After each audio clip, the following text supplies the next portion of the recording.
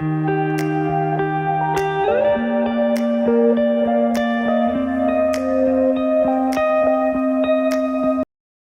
Everyone, good morning সকলকে। আবার একটু নতুন ভিডিওতে সকলকে অনেক অনেক স্বাগত জানাই।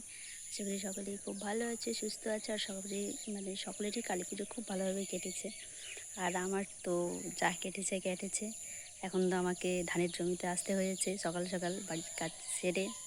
তারপরে এখন ধানের জমিতে চলে এসেছি, কারণ ধান পেকে গেছে অলরেডি। তো আমি ভাবছি যে কদিন আছি তো সেই কদিন ধানগুলো কেটে দিয়ে যাই। যা পারি আমি কাটতে, আমি তো জানি আমি বেশি কাটতে পারবো না। আর দুপুরবেলা এত রৌদ্র হয় যে রৌদ্রতে আমি পারি না, সত্যিই পারি না কাটতে। আর সেই বিকেলবেলা আবার সন্ধ্যের সময় এসেছিলাম। গতকালকে এইটুকুই কেটেছি, এর বেশি কাটতে পারিনি, কারণ একটু লেট করে এসেছিলাম বলে এতটুকুই কাটা হয়েছে। ওই ওই লাইনটা সকালে কেটেছিলাম, এই লাইনটা হচ্ছে যে বিকেলবেলা কেটেছিলাম। তার মধ্যে কাঁচিটা হচ্ছে যে ওটা অন্য কাঁচি এনেছি। এর আগের বাড়ি যে কাঁচিটা ছিল সেই কাঁচিটা হচ্ছে যে খুলে গেছিলো আর কি, তো তাই কাটতে পারিনি।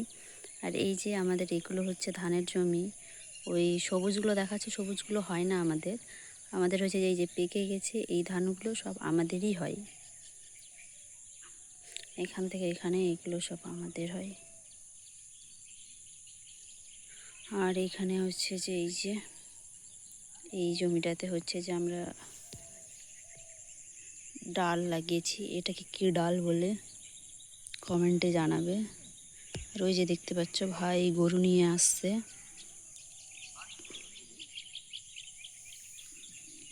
বেশি লেট করে লাভ নেই, এখন ধান কাটা শুরু করি।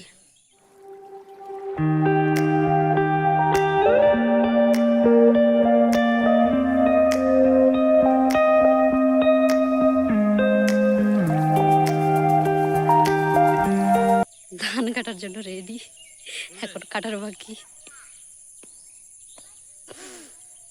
আমি ভাবলাম যে সব কিছুই যখন শেয়ার করছি, তো যখন ধান কাটছি এটা কেন শেয়ার করবো না, তাই না? এটাও একটু শেয়ার করা যাক। কৃষকের মেয়ে বলে কথা, কাজ জানবো না তা কখনো হয়? মানে যাবতীয় কিছুই কাজ জানি, সব কিছুই কাজ জানি। তো তার মধ্যে ধান কাটা ছিল, তাই ভাবলাম যে যতদিন আসি ধানটা একটু কেটে দিই, তাহলে এগিয়ে থাকবে অনেকটা। তার জন্য আমি কাটতে চলে গেছিলাম।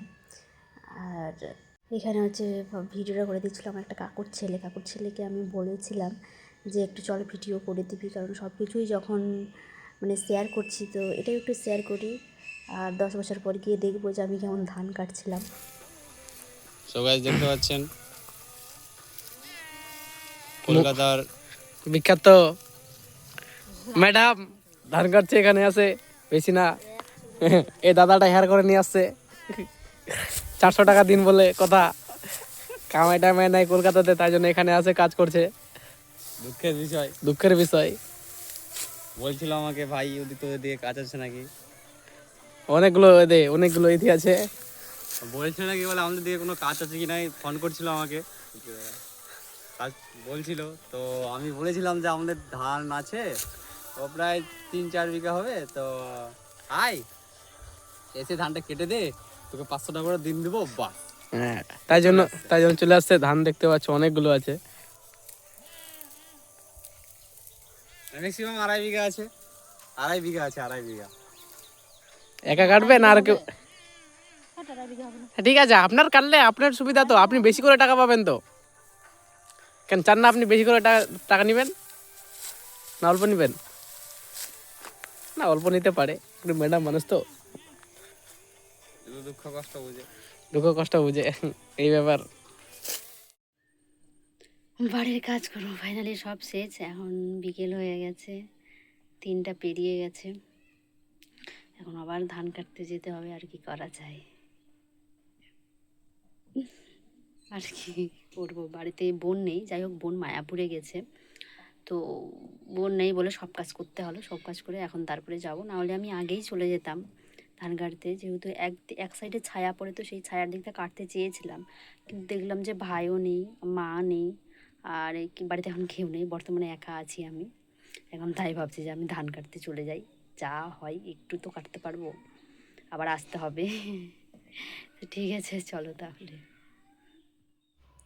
তারপরে এই জমিতে চলে এসেছি। জমিতে এসে এইগুলো কাটা হয়ে গেছে, আর এই যে ক্ষেতের শেষ প্রান্তে কাটবো, মানে আমি তো সামনের দিকে আছি, ওই পেছনের দিকটা থেকে কাটবো, এই থেকেই শুরু করবো আর কি কাটা। আর এই ছাগলগুলো, এগুলো হচ্ছে যে ধান নেই অবশ্য, ধানগুলো আগেই খেয়ে নিয়েছে। আর এই যে এটা দেখতে পাচ্ছি, এটা হচ্ছে সাব সেন্টার তৈরি হচ্ছে নতুন, এইটুকুর জন্য আর ধানটাকে কাটতে পারলাম না, কারণ হচ্ছে যে বাছুর এসেছিলো, আর বাছুরটাকে পিটাতে গিয়ে কাশিটাকে যে আমি কোথায় ফেললাম আমি আর খুঁজেই পাচ্ছি না, মানে কি বলবো, ভাবলাম যে আর একটু কেটে যাব, আর কোনো উপায় নেই।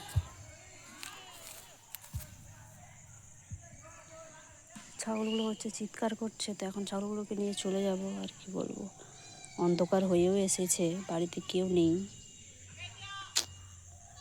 সকালে এসে খুঁজতে হবে কোথায় হারিয়েছি। তাহলে ঠিক আছে, আজকের ভিডিওটা এই পর্যন্ত, দেখা হচ্ছে আবার অন্য কোনো ভিডিওতে, ততক্ষণে সকলেই খুব ভালো থেকো, সুস্থ থেকো, আর টাটা, হরে কৃষ্ণ।